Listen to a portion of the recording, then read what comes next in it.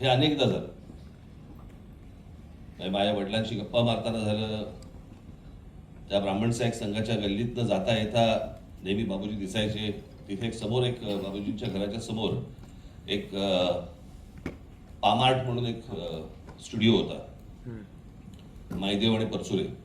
तर तिथे मला लहान असताना मला वडील घेऊन जायचे. तिथे अप्रतिम पेंटिंग करायचे. ते बरोबर त्याच्या समोर बाबूजी असायचे. आणि मग अनेकदा माझे वडील तिथे गेल्यावरती बाबूजी खाली यायचे आणि मग त्यांच्यामध्ये जे काही संवाद व्हायचा, गप्पा व्हायच्या, तेवढंच पाहणं मला असं वाटतं माझ्या अनुभवात आलं. याच्या पलीकडे आलं नाही. परंतु एक प्रसंग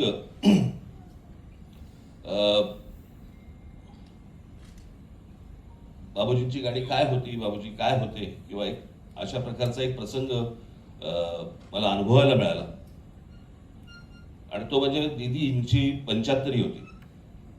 आणि त्या 75 निमित्त अंधेरी स्पोर्ट्स कॉम्प्लेक्सला कार्यक्रम होता.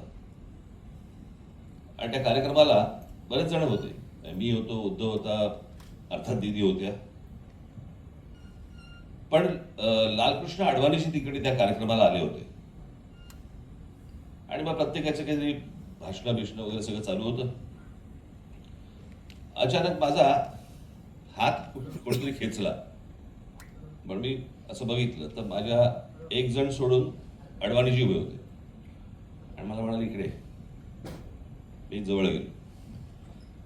मला म्हणाले, दीदींना सांगशील का की ज्योती कलश छलके म्हणतील का त्या? मला म्हणाले, की इतर कोणाचं ऐकतील असं वाटत नाही. काय लोकांचे गैरसमज असतात. मी म्हटलं, मी प्रयत्न करतो. पण मी दीदींपाशी गेलो. दीदीला म्हटलं की असं असं अडवाणीजी म्हणतात की ज्योती कलश छलकेच्या 1-2 ओळी तुम्ही म्हणाल का? त्यांनी दीदींनी असं आळूस अडवाणीजींकडे बघितलं, माईक हातामध्ये घेतला आणि ते गाणं म्हणायला त्यांनी सुरुवात केली. 4 ओळी काय म्हटल्या असेल, बोकडा म्हटला असेल. म्हणायला सुरुवात झाली.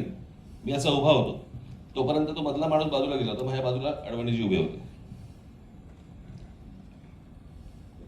आणि आता काय दीदी गातात म्हटल्यानंतर आपण ती गोष्ट अनुभवतो. मला हुंदक्याचा आवाज ऐकू यायला लागला. मी असं बघितलं तर माझ्या बाजूला अडवाणीजी रडत होते. बरं, आता वयाचं अंतर इतकं की आपण असं विचारू शकत नाही का बरं रडताय. मी सोडून दिलं. कार्यक्रम संपला वगैरे. वर्षभरानंतर मला पुन्हा एकदा अडवाणीजींबरोबर भेटण्याची संधी मिळाली. दिल्लीत होतो मी.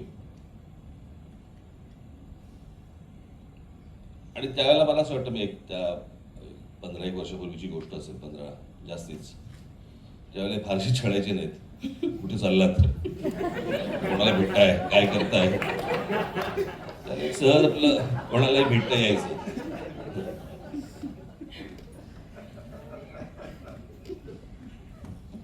तर मी अडवाणीजींच्या घरी गेलो. मग गप्पा वगैरे झाल्या.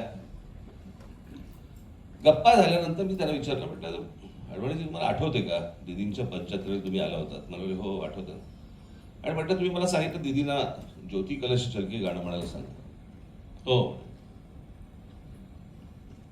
म्हटलं, वाईट वाटणार नसेल ते प्रश्न विचारू का तुम्हाला? म्हणाले, विचारा ना.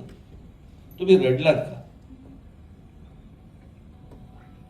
मला म्हणाले की मी तुम्हाला जुनी माझी आठवण सांगतो आमची. 1952 साली इरॉसला किंवा रिगलला कुठेतरी भाभी की चुडिया लागला होता. आणि त्यावेळेला जनसंघ त्यावेळेला मुळात स्थापन झाला होता त्यावेळेला 52 साली. आणि ती पहिली निवडणूक होती. आणि त्या निवडणुकीमध्ये म्हणजे आम्ही तिथून बाहेरून चाललो होतो. मी आणि अटलजी आम्ही त्या थिएटरमधून बाहेरून चाललो होतो. आम्ही बघितलं भाभी की चुडिया. आम्ही दोघेही पडलेलो. आमचा अख्खा पक्ष घेतला होता. आणि म्हणजे अंगात शक्ती नव्हती आमच्या. काय करायचं समजत नव्हतं की आता ह्याच्यापुढे राजकीय पक्ष, राजकारण हे कसं करायचं, काय पुढे कसं जायचं. आम्ही म्हटलं जाऊ दे. मग आम्ही त्या चित्रपटाला बसलो. त्या चित्रपटाला बसल्यानंतर हे जेव्हा गाणं ऐकलं, ते ऐकून बाहेर पडल्यावरती आम्हाला नवीन उर्मी आली. आणि आम्ही ठरवलं की ह्याच्यापुढे परत आम्ही कामाला सुरुवात करायची. आणि तो आम्हाला पराभवाचा काळ मला तो आठवला. आणि ती जी आम्हाला काय नवसंजीवनी मला त्या चित्रपटात आम्हाला जी मिळाली म्हणून मला रडू आलं.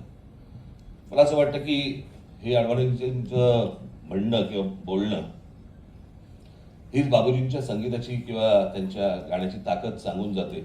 एखाद्या व्यक्तीला नवसंजीवनी मिळणं आणि नवीन काहीतरी कार्य सुरुवात करायला लावणं हीच बाबूजींची ताकद होती. गाणी आजपर्यंत अनेकदा ऐकली, गातानाही ऐकलं, परंतु भेटण्याचा योग फार काही आला नाही. मला असं वाटतं की आज तो भेटण्याचा योग सुनीलकडनं यावा चित्रपट पाहताना, अशी एक इच्छा व्यक्त करतो. दिग्दर्शक देशपांडे आणि इतर आपण सर्व कलाकार यांना मी मनापासून शुभेच्छा देतो. मला वाटत नाही की मला थिएटर मिळवून देण्याची गरज लागेल. कळलं का? आता महाराष्ट्र हा चित्रपट निश्चित पाहिजे आणि सर्व चित्रपटगृहांमध्ये हा जोरात धावेल, चालणार नाही, धावेल, अशी इच्छा व्यक्त करतो आणि आपण सर्वांची रजा घेतो. धन्यवाद. जय हिंद, जय महाराष्ट्र. धन्यवाद.